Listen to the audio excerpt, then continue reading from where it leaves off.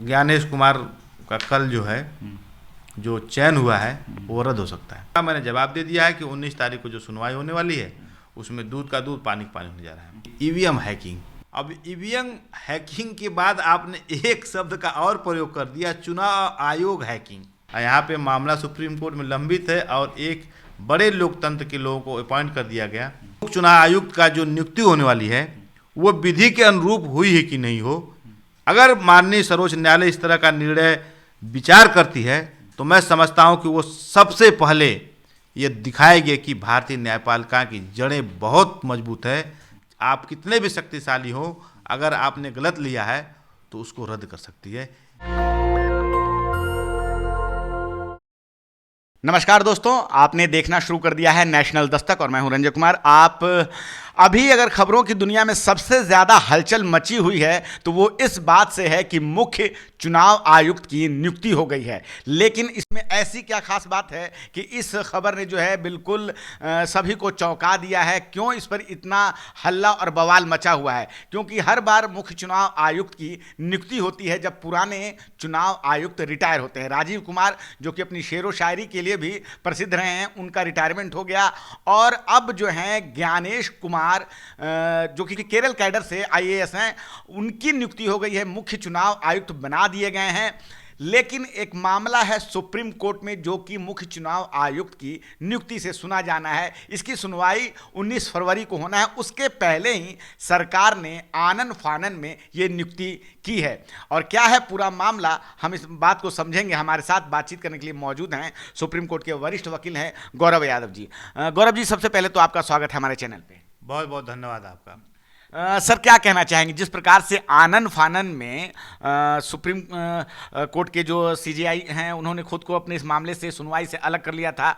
मार्च 2023 में कानून बना कि भाई इसमें सीजेआई रहेंगे, लेकिन दिसंबर 2023 में जो सुप्रीम कोर्ट के मुख्य न्यायाधीश हैं उन्होंने खुद को मामले से अलग कर लिया। अब मामला कोर्ट में सुना जाना था 19 फरवरी को, लेकिन उसके पहले नियुक्ति हो जाती है। ठीक एक दिन पहले कांग्रेस ने कहा कि मामला 1-2 दिन के लिए रोक देना चाहिए, लेकिन सरकार ने सब कुछ आनन फानन में किया।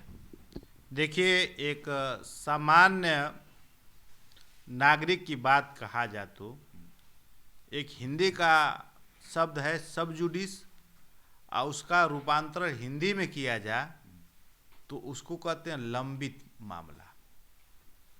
ये सब जुडिस, लंबित, मास्टर ऑफ द रोस्टर की जब बात आप करेंगे तो एक विधिक कॉन्स्टिट्यूशनल लॉयर होने के नाते से हटने के बाद एक सामान्य आदमी जो सोचता ये है कि जब कोई मुकदमा माननीय कोर्ट के समक्ष लंबित होता है या कोई स्टे होता है तो उससे नीचे की जो संस्थानें हैं या उससे संबंधित जो लोग हैं उसमें कोई कार्रवाई नहीं करते हैं।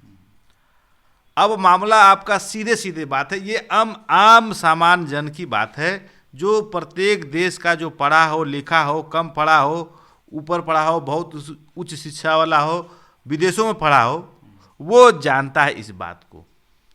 लेकिन माननीय सर्वोच्च न्यायालय कहती कि हम देश के लोकतंत्र के एक पिलर हैं, उस पिलर को हम संविधान की जो व्यवस्था है उसकी व्याख्या करते हैं।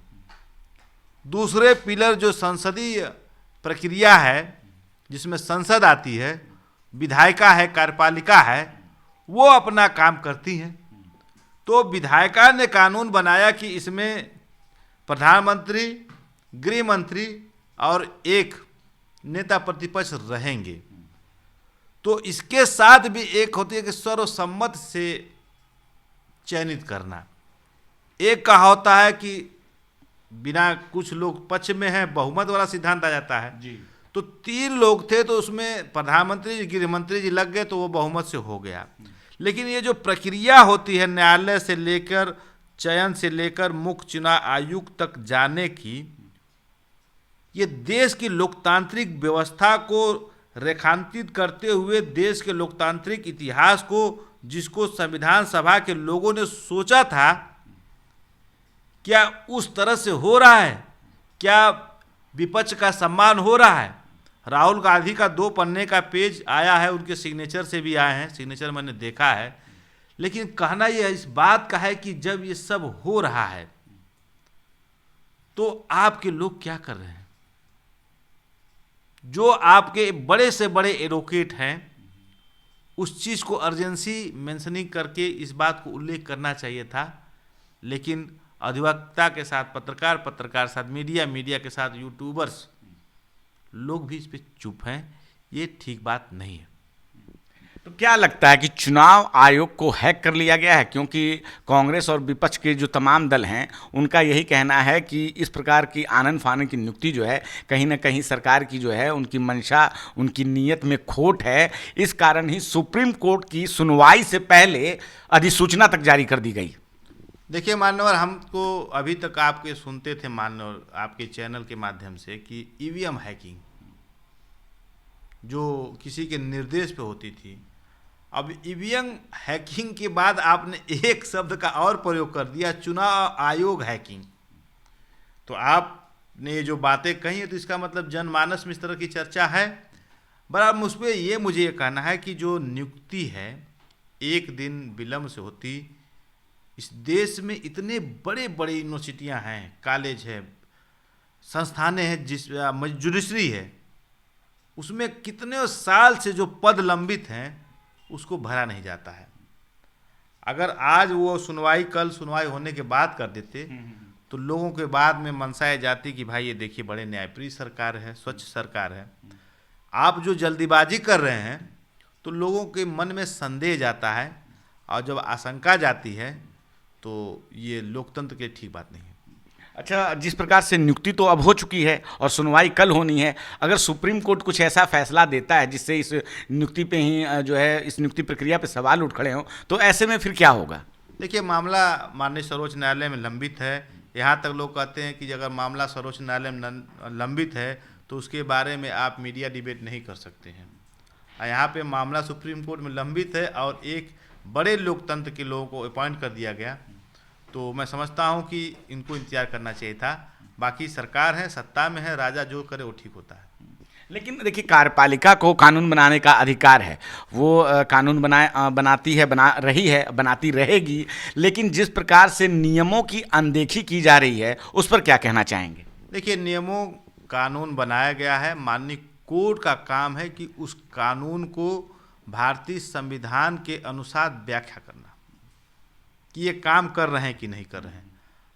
अब माननीय सर्वोच्च न्यायालय के पास ये दुनिया का सबसे अनोखा अवसर प्राप्त होने जा रहा है कि वह देखे कि जो मुख्य चुनाव आयुक्त का जो नियुक्ति होने वाली है वो विधि के अनुरूप हुई है कि नहीं हो। अगर माननीय सर्वोच्च न्यायालय इस तरह का निर्णय विचार करती है तो मैं समझता हूं कि वो सबसे पहले ये दिखाएगी कि भारतीय न्यायपालिका की जड़ें बहुत मजबूत है। आप कितने भी शक्तिशाली हो, अगर आपने गलत लिया है तो उसको रद्द कर सकती है। यह माननीय सर्वोच्च न्यायालय के लिए अपना न्याय देने का, ऐतिहासिक न्याय देने का अवसर आ गया है, दिन आ गया है। कहा यह भी जा रहा है, मीडिया में खबरें चल रही कि ज्ञानेश कुमार जो कि मुख्य चुनाव आयुक्त बनाए गए हैं वो सरकार के बहुत करीबी रहे हैं, अमित शाह के बहुत करीबी हैं। धारा 1970 जब कश्मीर से ख़त्म की गई थी तो लगातार उस समय वो संसद में अमित शाह के साथ आते जाते दिखाई देते थे। तो मीडिया में ये सवाल खड़ा किया जा रहा है कि अमित शाह के इतने करीबी हैं पहले से, और ऐसे में उनको अब चुनाव आयुक्त बना दिया गया है और चुनाव आयोग पे लगातार चुनाव को लेकर सवाल उठने जाने हैं। और अभी खबर आ रही है कि बहुत सारे राज्यों में 2029 तक इनका कार्यकाल रहेगा। वैसे में लगभग 25 से ज़्यादा राज्यों में चुनाव होने हैं, तो इस पर क्या कहना चाहेंगे आप? 20 से ज़्यादा राज्यों में ये चुनाव कराएंगे। देखिए, आप किसी के साथ, मंत्री के साथ अटैच हैं तो उनका संसद में आना या जाना अवैधानिक नहीं कर सकते हैं। चूँकि आप लोग पत्रकार हैं, कौन किसके साथ जा रहा है, कौन किसके फाइल उठा रहा है, कौन करीबी है, यह दृष्टि प्रभु ने आप लोगों को दिया है कि आप लोग देख लीजिए।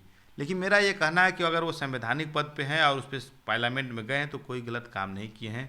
रही बात करीबी और नज़दीकी की या अपने मन माखिक, तो कोई भी आदमी जो भी होता है तो वो सोचता है कि भाई हमारे बोल भाषा वाला आदमी हो, हमारी समझ का हो, हमारी विचारधारा को हो, तो उन्होंने कहा है, इस पर कोई बाध्यता नहीं है। अब बातें यह है कि संविधान के अनुरूप है कि नहीं अनुरूप है, उसका मैंने जवाब दे दिया है कि 19 तारीख को जो सुनवाई होने वाली है उसमें दूध का दूध पानी का पानी होने जा रहा है। तो क्या मतलब ऐसा भी हो सकता है कि अगर ये विधि सम्मत नहीं हुआ तो सुप्रीम कोर्ट इस नियुक्ति को अवैध घोषित कर सकता है? यहाँ तो प्रधानमंत्री के चुनाव को अवैध घोषित किया गया है, जो शक्तिशाली लोग थे। इंदिरा गांधी की बात कर रहे हैं आप? जी मैं कह रहा हूँ। और सर्वोच्च न्यायालय के पास बहुत शक्ति है। यदि विधि अनुरूप नहीं हुआ तो ज्ञानेश कुमार का कल जो है जो चयन हुआ है वो रद्द हो सकता है। मतलब ये एक तरह से मतलब अभी सबकी नज़र जो है अब सुप्रीम कोर्ट पे है कि चुनाव आयोग की जो नियुक्ति हुई है मुख्य चुनाव आयोग की, वो कितना सही है कितना गलत है। कल ये फैसला बिल्कुल हो जाएगा। ये न्यायालय कल कर देगी और ऐतिहासिक फैसला करेगी, जनता का विश्वास जीतेगी माननीय सर्वोच्च न्यायालय में, मुझे पूर्ण विश्वास है। धन्यवाद सर। तो आपने सुना गौरव यादव जी को, और गौरव यादव जी जिस प्रकार से बता रहे हैं कि कल जो है सुप्रीम कोर्ट के पास एक बहुत ख़ास दिन है। ख़ास दिन इस मायने में हो जाता है कि नियुक्ति तो हो चुकी है, सरकार के द्वारा नोटिफिकेशन तक जारी कर दिया गया है, लेकिन मामला सुप्रीम कोर्ट में है, 19 फरवरी को सुना जाना है। ऐसे में सभी की निगाहें जो है अब वो सुप्रीम कोर्ट के ऊपर है कि क्या ये विधि सम्मत है कि नहीं है। अभी अगर आप मीडिया चैनल देख रहे हैं, खबरों की देख रहे हैं, तो सबसे ज़्यादा इसी खबर पे लोगों का ध्यान है कि क्या मुख्य चुनाव आयुक्त की जो नियुक्ति हुई है उसको एक दिन नहीं टाला जा सकता था, जबकि मामला सुप्रीम कोर्ट में लंबित है। अब सबकी निगाहें सुप्रीम कोर्ट के ऊपर है, क्या यही चुनाव आयुक्त रहेंगे या नहीं रहेंगे। कल सुप्रीम कोर्ट के फैसले से सब कुछ क्लियर हो जाएगा। आप अपनी राय हमारी छोटी सी बातचीत पे ज़रूर बताएं। धन्यवाद। नेशनल दस्तक की आपसे गुजारिश है कि अगर इसको बचाना चाहते हैं तो नेशनल दस्तक को सब्सक्राइब करने के लिए रेड कलर के सब्सक्राइब बटन को दबाएं, फिर बेल आइकन की घंटी दबाएं। नेशनल दस्तक को बचाने के लिए बहुत जरूरी है कि हर खबर को शेयर करें, लाइक करें, कमेंट जरूर करें।